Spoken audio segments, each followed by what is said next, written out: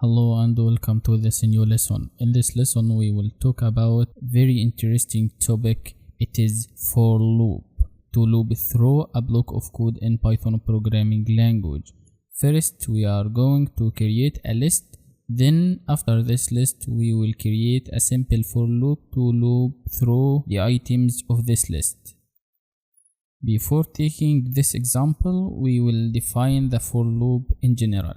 A for loop is used for iterating over a sequence. This sequence may be list, tuple, dictionary, set, or even a string.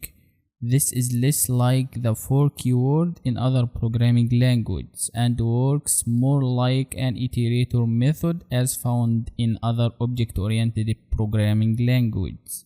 With the for loop, we can execute a set of statements or a block of codes once for each item in a list, tuple, set, etc. Now let's see all of that in the example we talked about. First of all, we will create a simple list called words. Just type words equals cat window defenestrate inside square brackets. This is a simple list consisting of 3 elements, and the length of this list is 3 because it contains only 3 elements: cat, window, and defenestrate. Now we are going to create a simple for loop to loop through the items of this list using the for keyword. Just type for w in words, print w, len of w. This will display the items one by one. First cat, then window, then defenestrate. And next to each element is the number of characters in this element.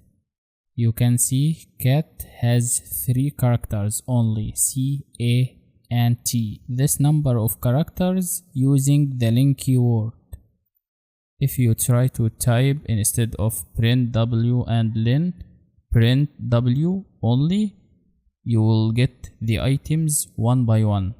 Also, if you type print len w without the first parameter w, you will get the number of characters only for each element one by one.